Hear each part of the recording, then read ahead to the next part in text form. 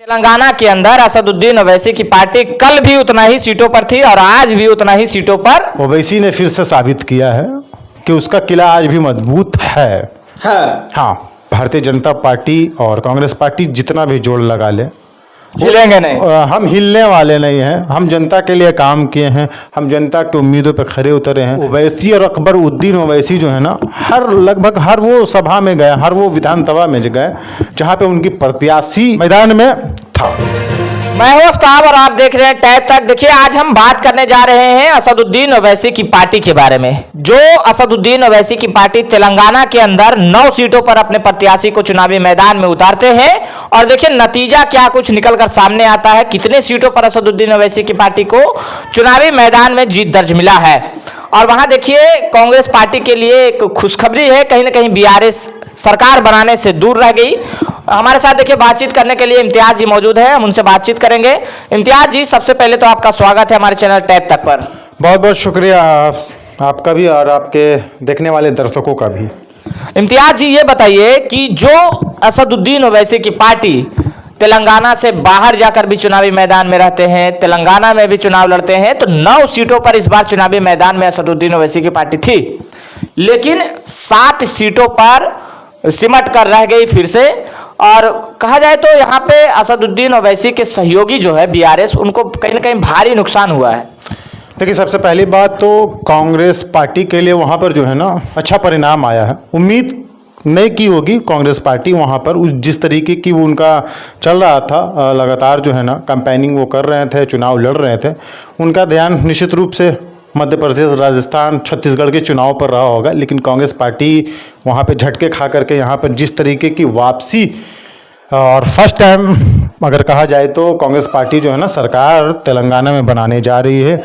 अब औपचारिकता ही रह गई है, वहाँ पे कौन सीएम बनेगा, कौन जो है ना सत्ता में आएंगे, कौन कौन से दल कितने भागीदार होंगे, वो तमाम चीज़ें हैं। लेकिन ओवैसी ने फिर से साबित किया है कि उसका किला आज भी मजबूत है। हाँ, ओवैसी बंधुओं पर जिस तरीके का बीजेपी का बी टीम होने का इल्ज़ाम लगता है उन पर, तो वो इस बार 2 पार्टियों से फाइट बैक कर रहे थे। साबित किया है उन्होंने। बीजेपी को भी हराया है, कांग्रेस को भी हराया है। समझ रहे हैं ना मेरी बातों को। वहाँ पे उनके सीट पर जहाँ पे वो 9 प्रत्याशी उतारे थे, वहाँ पे जो है ना वो 9 सीटें हॉट सीट थी। चूँकि ओवैसी और अकबर उद्दीन ओवैसी जो है ना लगभग हर वो सभा में गए, हर वो विधानसभा में गए जहाँ पे उनकी प्रत्याशी मैदान में था। लेकिन इम्तियाज जी, हाँ, देखिए भारतीय जनता पार्टी भी यह सोच रहे थे कि ओवैसी की पार्टी को 7 सीट जो पिछले बार जीत दर्ज मिला था, कहीं ना कहीं ये सोच रही थी कि 7 सीटों से समेट दिया जाए। देखिए, निश्चित रूप से कांग्रेस भी सिर्फ ना सिर्फ भारतीय जनता पार्टी ये सोच रही थी, बल्कि कांग्रेस पार्टी का भी ये मनसा रहा होगा कहीं ना कहीं।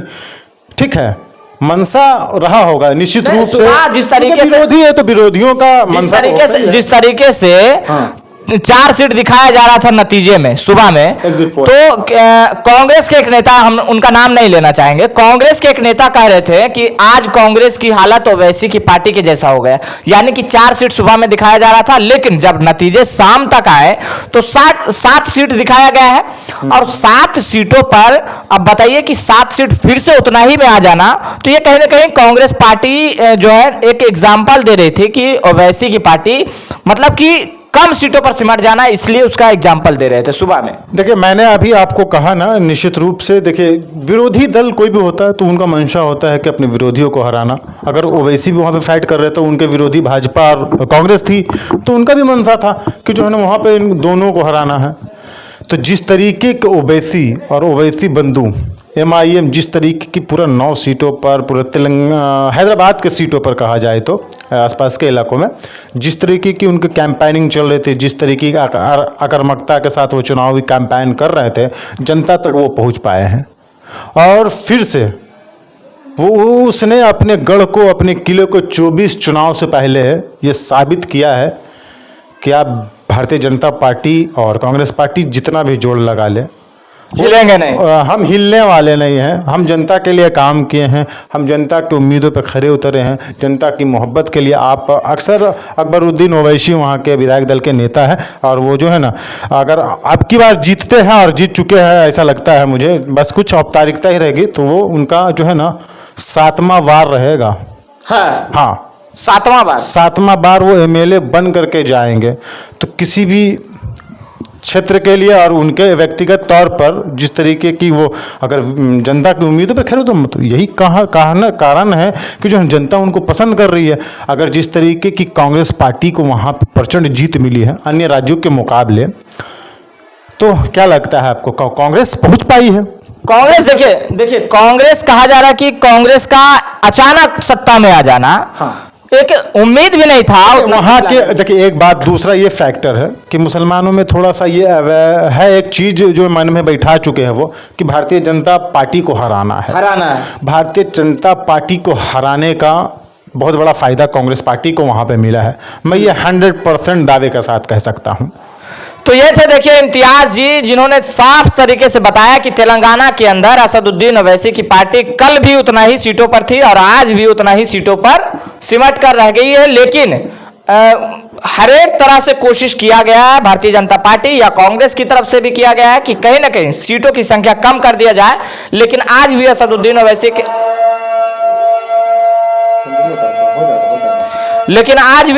ओवैसी की पार्टी के खाते में 7 की 7 सीटें हैं। तो आप हमारी बातों से कहां तक सहमत हैं? अगर इस वीडियो को YouTube चैनल पर देख रहे हैं तो हमारे चैनल को सब्सक्राइब कर लीजिएगा। अगर इस वीडियो को Facebook पेज पर देख रहे हैं तो हमारे पेज को फॉलो कर लीजिएगा। कमेंट बॉक्स में प्रतिक्रिया जरूर दें। मिलते हैं अगली वीडियो में, तब तक के लिए जय हिंद, जय भारत।